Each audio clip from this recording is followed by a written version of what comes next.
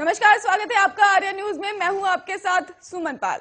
बॉलीवुड के मशहूर सिंगर और संगीतकार बप्पी लहरी का मुंबई में ही जुहू के क्रिटिकल केयर अस्पताल में निधन हो गया है।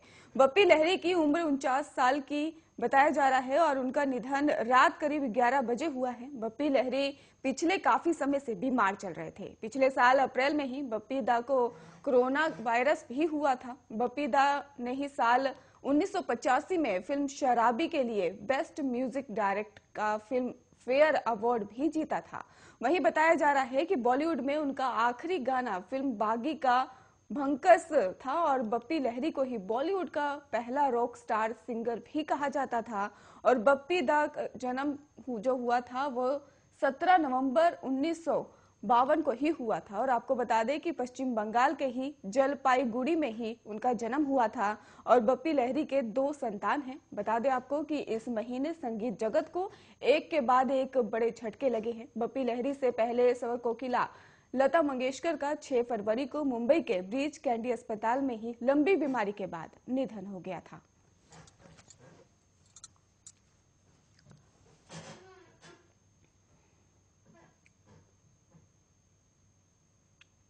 पिछले साल गणतंत्र दिवस पर किसानों की रैली के दौरान लाल किले की हिंसा के बाद सुर्खियों में आए पंजाबी अभिनेता सोशल एक्टिविटीज के माने जाने वाले दीप सिद्धू ने ही मंगलवार रात को ही सोनीपत के पास कुंडली मानेश्वर पलवल राजमार्ग पर एक सड़क दुर्घटना में उनकी मौत बताई जा रही है। उनके सक्रिय बता दें कि उनकी गाड़ी भी दिल्ली के पास कुंडली बॉर्डर पर एक ट्रॉली से टकराकर दुर्घटनाग्रस्त हो गई थी और इस हादसे में ही दीप सिद्धू की मौत हो गई और वहीं उनके साथ गाड़ी में सवार एक महिला मित्र दुर्घटना में घायल हुई हैं।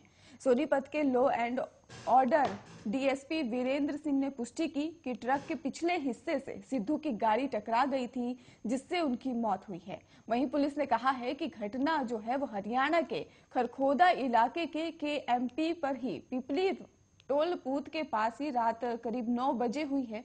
और जब सिद्धू और उनकी दोस्त एक पंजाबी अभिनेत्री गाड़ी के पास पंजाब में ही जा रहे थे और दीप सिद्धू के निधन पर पंजाब के सीएम चरणजीत सिंह चन्नी ने भी शोक व्यक्त किया है।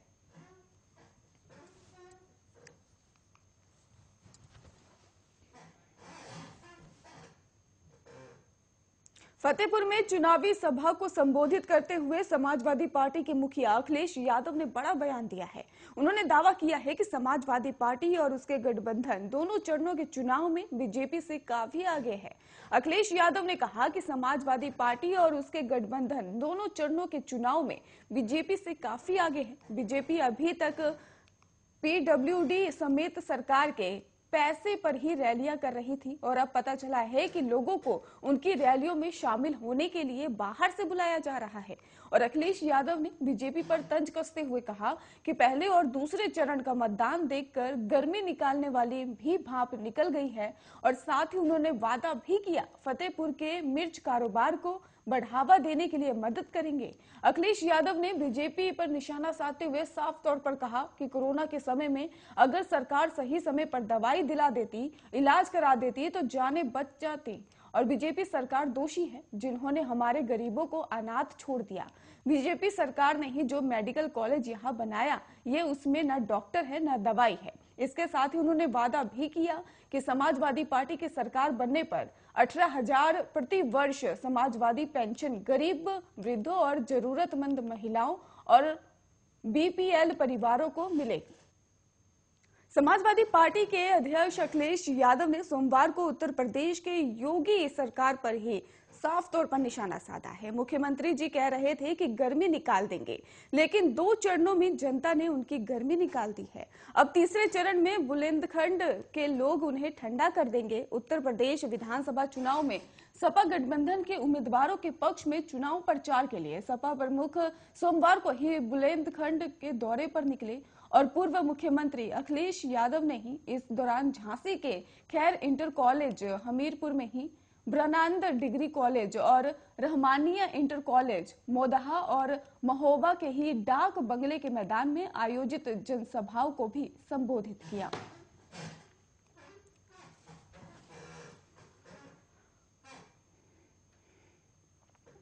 वहीं उत्तर प्रदेश के मुख्यमंत्री योगी आदित्यनाथ ने मैनपुरी में ही प्रचार करते हुए कहा कि नाम समाजवादी का और इसके साथ ही तमंचवादी और सोच परिवारवादी है। उन्होंने कहा कि साफ तौर पर मुख्यमंत्री ने सपा पर तंज कसते हुए कहा कि सपा का मूल उद्देश्य अपराधियों को संरक्षण देना और केवल एक परिवार के कल्याण के बारे में सोचना है। दिन में बम विस्फोट और रात में डकैती होती थी, माफिया को किसी का डर नहीं था और आम आदमी की संपत्ति हड़प लेते थे। उन्होंने कहा कि अराजकता का स्तर इतना अधिक है कि लोग अपने घरों से बाहर निकलने से डरते हैं। उन्होंने कहा कि त्योहार के दौरान दंगे होते थे और महीनों तक कर्फ्यू लगाया जाता था। योगी आदित्यनाथ ने कहा कि सपा के ही लिए समाजवादी जो है वो अराजकता, भ्रष्टाचार, वंशवादी शासन, माफिया, लूट और आतंकवाद है। और जब भाजपा सत्ता में आई तो अपराधियों को भागना पड़ा। और जब भी बुलडोजर के बारे में बात होती है तो सपा प्रमुख अखिलेश यादव बेचैन हो जाते हैं, क्योंकि उनके दोस्त के घर से बेहिसाब नकदी जब्त की गई थी। उन्होंने आगे कहा कि अखिलेश सरकार की गरीबों के उत्थान, महिलाओं की सुरक्षा और युवाओं को नौकरी और रोजगार देने में कोई दिलचस्पी नहीं है। अयोध्या में राम जन्मभूमि और रामपुर में सीआरपीएफ कैंप पर हमला करने वाले आतंकियों को लेकर एसपी को ज्यादा चिंता है।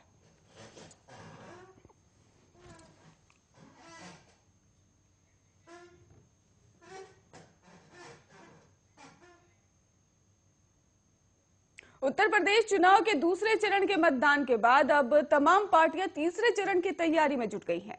गृह मंत्री अमित शाह ने मंगलवार को यूपी के औरैया में हुंकार भरी। विपक्ष पर गृह मंत्री ने जमकर हमला किया और इसके साथ ही हमला करते हुए कहा कि उत्तर प्रदेश में 2 चरण के चुनाव समाप्त हुए हैं। दोनों चरणों के चुनाव में सपा और बसपा का सुपड़ा साफ हो गया।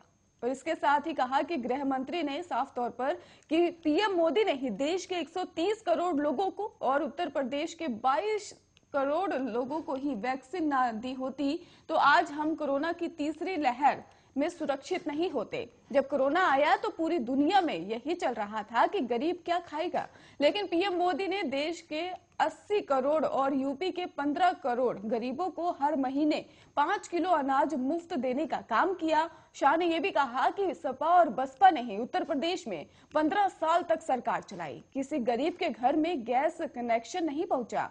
और जब जनता ने बीजेपी सरकार बनाई तो पीएम मोदी ने यूपी की 1.67 लाख मतदाताओं बहनों को गैस कनेक्शन देने का ही काम किया।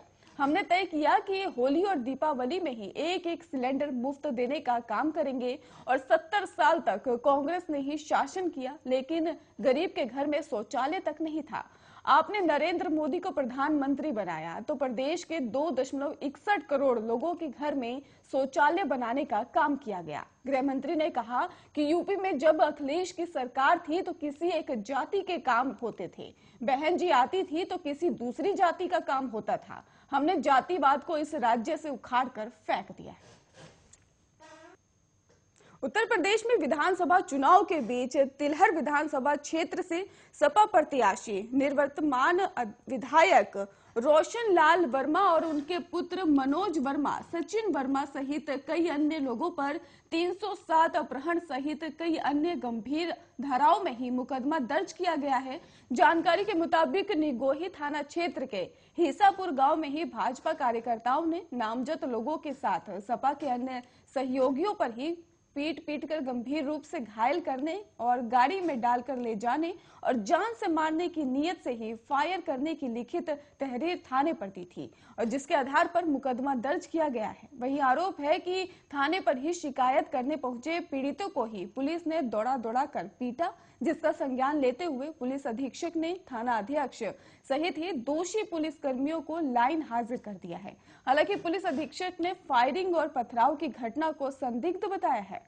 एसपी ने पूरे मामले की जांच कर कड़ी कार्रवाई बात कही है और निगोही में फर्जी मतदान की शिकायत थाने पर करने गए भाजपा कार्यकर्ताओं ने पहले हंगामा किया और उसके बाद कार्रवाई न होने पर सड़क पर भीड़ बढ़ती हुई चली गई।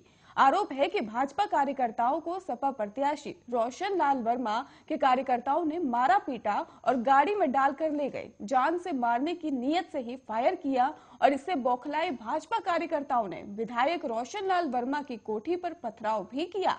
विधायक रोशन लाल वर्मा के बेटे मनोज और सचिन वर्मा का एक वीडियो भी वायरल हुआ है जिसमें गोलियां चल रही हैं और उनके बेटे चिल्ला चिल्ला कर ये कह रहे हैं कि गोली मार गोली मार। इसे संज्ञान में लेते हुए पुलिस ने विधायक रोशन लाल वर्मा, उनके बेटे मनोज, सचिन और दूसरी तरफ से प्रभु राम कुशवाहा सहित 50 से 60 अज्ञात लोगों के खिलाफ मुकदमा दर्ज और दोषियों की 24 घंटे के अंदर गिरफ्तारी के भी आदेश दिए हैं।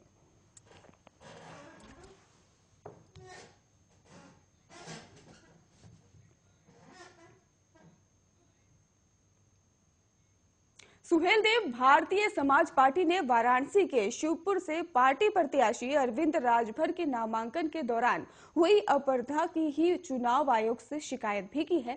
पार्टी ने वाराणसी के डीएम और पुलिस कमिश्नर को हटाने की भी मांग की है। राजभर की पार्टी ने निष्पक्ष और भयमुक्त चुनाव के लिए ही उचित सुरक्षा की मांग की है। सुबह आपको बता दें कि सुबह सपा के ही प्रमुख ओम प्रकाश राजभर अपने बेटे और शिवपुर से ही पार्टी के प्रत्याशी अरविंद राजभर के नामांकन के लिए ही सोमवार को वाराणसी गए थे और चुनाव आयोग के लिखे पत्र में ही राजभर ने आरोप लगाया कि वो और उनके वकील नामांकन के लिए शिवपुर के ही रिटर्निंग अफसर के कार्यालय में जा रहे थे और इस दौरान कार्यालय के पास पहले से ही सैकड़ों लोग पुलिस की मौजूदगी में जमा थे और उनका आरोप है कि वहां मौजूद लोग उन्हें देखते ही भद्दी भद्दी टिप्पणी करने लगे और नारेबाजी करने लगे। पार्टी का यह भी कहना है कि प्रत्याशी ने शांतिपूर्वक अपना नामांकन दाखिल किया। इस घटना की जानकारी शिवपुर के ही रिटर्निंग ऑफिसर को ही दी गई थी, लेकिन उन्होंने कोई कार्रवाई कर पाने में असमर्थता जताई है।